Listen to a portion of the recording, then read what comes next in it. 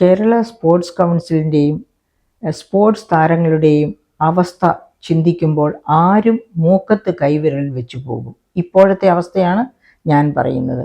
നമുക്കറിയാം, IM Vijayan, PT Usha, Mercykuttan, Bobby George, PR Sreejesh, Sanju Samson, ഇങ്ങനെ നിരവധി മിടുക്കരായ സ്പോർട്സ് താരങ്ങളുടെ പേര്, അതായത് സ്പോർട്സ് ഭൂപടത്തിൽ എഴുതി ചേർത്ത നിരവധി പേരുകളുള്ള ഒരു സംസ്ഥാനമാണ് കേരളം. ഒരുപക്ഷെ ഇന്ത്യയിലെ തന്നെ തല ഉയർത്തിപ്പിടിച്ച് നിൽക്കാവുന്ന ഒരു സംസ്ഥാനം. അങ്ങനെയുള്ള സംസ്ഥാനത്തെ സ്പോർട്സ് മേഖലയുടെ ഇപ്പോഴത്തെ അവസ്ഥ വളരെ ദയനീയമാണ് എന്ന് പറഞ്ഞേ തീരൂ. അതായത് കേരളത്തിൻ്റെ ധനപ്രതിസന്ധി ഒരു പക്ഷേ ഏറ്റവും കടപുഴക്കി വീഴ്ത്തിയിരിക്കുന്നത് സ്പോർട്സ് മേഖലയാണ് എന്ന് വേണം കരുതാനായിട്ട്. അതിന് കാരണങ്ങളുണ്ട്. കഴിഞ്ഞ ജനുവരിയിൽ കോടികൾ ഒഴുക്കിയാണ് ഒരു അന്തർദേശീയ സ്പോർട്സ് മീറ്റ് തിരുവനന്തപുരത്ത് നടത്തിയത്. ആ സ്പോർട്സ് മീറ്റിന് ചെലവഴിക്കേണ്ടി വന്ന പണം, സ്പോർട്സ് വകുപ്പിന് അലോട്ട് ചെയ്തിരുന്ന ഫണ്ട് ഏകദേശം മുഴുവനും തന്നെ ആ സ്പോർട്സ് മീറ്റിന് വേണ്ടി ചെലവഴിച്ചു. അങ്ങനെ ചെലവഴിച്ചത് കൊണ്ടാണ് ഇപ്പോൾ ഇത്ര വേഗം ഈ ദുസ്ഥിതി വന്നത്.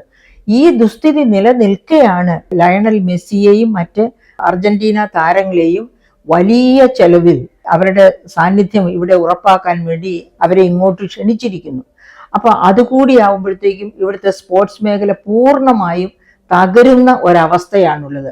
അപ്പോൾ ഗവൺമെന്റിന് എല്ലാ കാര്യങ്ങളിലും പ്രചരണമാണ് ആവശ്യം. ലയണൽ മെസ്സിയും കൂട്ടരും അർജന്റീനൻ താരങ്ങൾ കേരളത്തിൽ വന്നു. എന്താണ്, ഒരുപക്ഷെ ആ മഞ്ഞപ്പടയ്ക്ക് അത് ഇഷ്ടമായിരിക്കും. പക്ഷെ മഞ്ഞപ്പട മാത്രമല്ലല്ലോ സർക്കാരെ സ്പോർട്സ് എന്ന് പറയുന്നത്. വിവിധ തരം പരിപാടികൾ ചേർന്നതാണല്ലോ സ്പോർട്സ് എന്ന് പറയുമ്പോൾ. അപ്പൊ മറ്റ് സ്പോർട്സിന് പ്രാധാന്യം കൊടുക്കണ്ടേ? മഞ്ഞപ്പടയെ മാത്രം സ്വാധീനിച്ചാൽ മതിയോ? അവരെ മാത്രം സന്തോഷിപ്പിച്ചാൽ മതിയോ? ഇത് വളരെ കരണീയമായിട്ടുള്ള ഒരു ചോദ്യമാണ്. ഇതിന് ഉത്തരം ഇവിടുത്തെ സ്പോർട്സ് പ്രേമികളാണ് ഗവൺമെന്റിൽ നിന്ന് കണ്ടെത്തേണ്ടത്.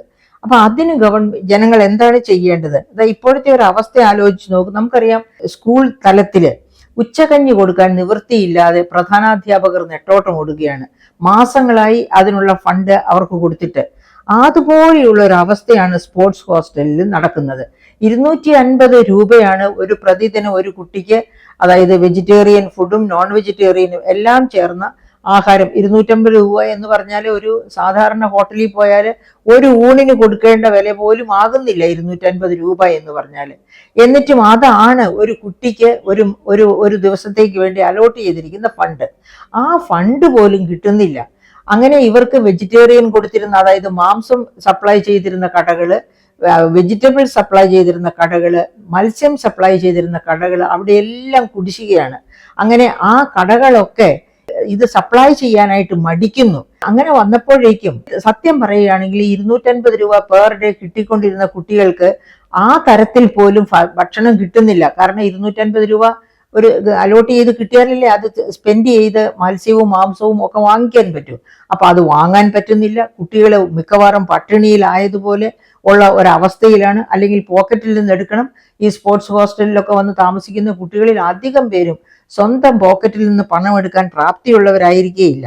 അപ്പൊ അങ്ങനെ 4 മാസത്തോളമായി ശമ്പളം കിട്ടാത്ത അധ്യാപകരാണ് സ്പോർട്സ് കൗൺസിലിലെ അധ്യാപകരായിട്ട് പ്രവർത്തിക്കുന്നത്. അതുപോലെ തന്നെയാണ് മറ്റ് ജീവനക്കാര്. ആ ജീവനക്കാരില് കാഷ്വൽ ജീവനക്കാരുണ്ട്, സ്ഥിരം ജീവനക്കാരുണ്ട്. സ്ഥിരം ജീവനക്കാർക്കും വലിയ ശമ്പളമൊന്നുമില്ല. അവർക്ക് കിട്ടിക്കൊണ്ടിരിക്കുന്നത് 18,000 രൂപയാണ്. സ്ഥിരം ജീവനക്കാർക്ക് കിട്ടുന്നതാണെങ്കിൽ പരിശീലകർക്ക് 25,000 രൂപയാണ് കിട്ടുന്നത്. ഇതൊക്കെ മുടങ്ങി കിടക്കുകയാണ്. ഓഗസ്റ്റിന് ശേഷം ഇവർക്ക് ആർക്കും കൃത്യമായിട്ട് ഇവരുടെ ശമ്പളം കിട്ടിയിട്ടില്ല. അതുകൊണ്ട് എന്ത് സംഭവിക്കുന്നു എന്ന് വെച്ചാൽ, എപ്പോ വേണമെങ്കിലും ഇവരൊക്കെ ഒരു സമരത്തിലേക്ക് പോകാം. അത് മാത്രവുമല്ല, ഭക്ഷണം മുടങ്ങിയതോടുകൂടി സ്പോർട്സ് കൗൺസിലിലെ കുട്ടികൾ തന്നെ നിരാഹാര സമരത്തിലേക്ക് പോവുകയാണ്. നിരാഹാര സമരത്തിലേക്ക് അവർ പോയില്ലെങ്കിൽ തന്നെയും അവർക്ക് ആഹാരമില്ല. അപ്പോൾ പിന്നെ നിരാഹാര സമരം ആകുവാണെങ്കിൽ ഒരു പ്രതിഷേധ സൂചന കൂടി ഉണ്ടാകുമല്ലോ അതിൽ. അതുകൊണ്ടാണ് അവര് നിരാഹാര സമരത്തിലേക്ക് പോകുന്നത്. അപ്പോൾ അങ്ങനെ ശമ്പളം കിട്ടാതിരിക്കുക, ഹോസ്റ്റലിലേക്ക് വേണ്ട ഭക്ഷ്യ സാധനങ്ങൾ കിട്ടാതിരിക്കുക, എല്ലായിടത്തും കുടിശ്ശികയാണ്. അപ്പം ഇതാണ് സർക്കാരിന്റെ രീതി എന്നുണ്ടെങ്കിൽ നമ്മുടെ സ്പോർട്സ് PR ശ്രീജേഷിനെ പോലെയുള്ളവര്, സഞ്ജു സാംസണെ പോലെയുള്ളവര് ഒക്കെ ഇപ്പൊ ലേറ്റസ്റ്റ് ആയിട്ട് ഏറ്റവും അടുത്ത കാലത്ത് കേരളത്തിന്റെ സ്വപ്നങ്ങളെ ചിറക് വിരിപ്പിച്ച താരങ്ങളാണ്. അത്തരക്കാർക്ക് പോലും കൊടുക്കേണ്ട കൃത്യമായ ശ്രദ്ധ, അവർക്ക് കൊടുക്കേണ്ട മുൻഗണന അതുപോലും കൊടുക്കുന്നില്ല. സ്പോർട്സ് മേഖലയെ, അതായത് കേരള ഗവൺമെന്റ്, ഇപ്പോഴത്തെ കേരള ഗവൺമെന്റ് ധനപ്രതിസന്ധിയിൽ ആഴ്ന്നു പോയതുകൊണ്ട് തന്നെ സമസ്ത മേഖലകളെയും തമസ്കരിച്ചിരിക്കുന്നു.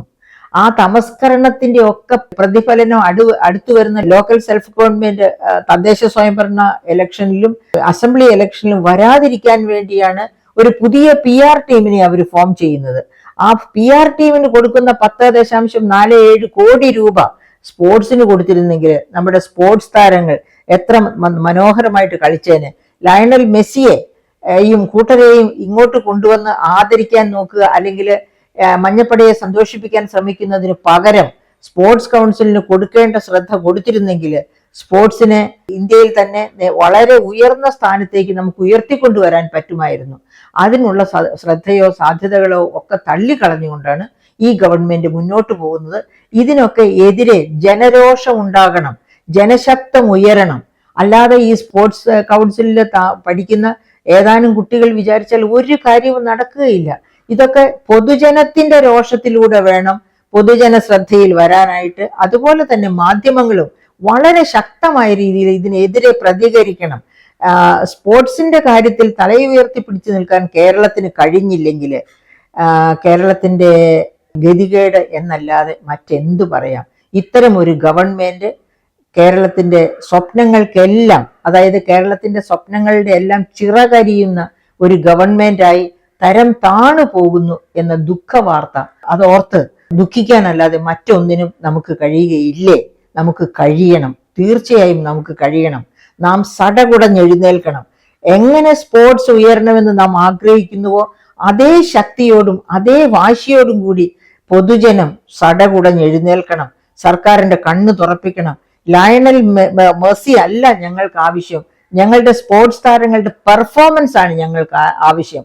ആ പെർഫോമൻസിന് ആവശ്യമായ തരത്തില് അവിടെ ധനം ഇറക്കുക, പണം ഇറക്കുക, എല്ലാ സാഹചര്യങ്ങളും അവർക്ക് ഒരുക്കി കൊടുക്കുക, അവരെ ഉത്തേജിപ്പിക്കത്തക്ക രീതിയിൽ അവരെ ചേർത്ത് പിടിക്കുക എന്ന ഒരു മെസ്സേജ് ഗവൺമെന്റിലേക്ക് കൈമാറാൻ നമുക്ക് കഴിയണം. എങ്കിൽ മാത്രമേ നമ്മുടെ സ്പോർട്സ് മേഖല പഴയതുപോലെ ഊർജ്ജസ്വലമായി വരും.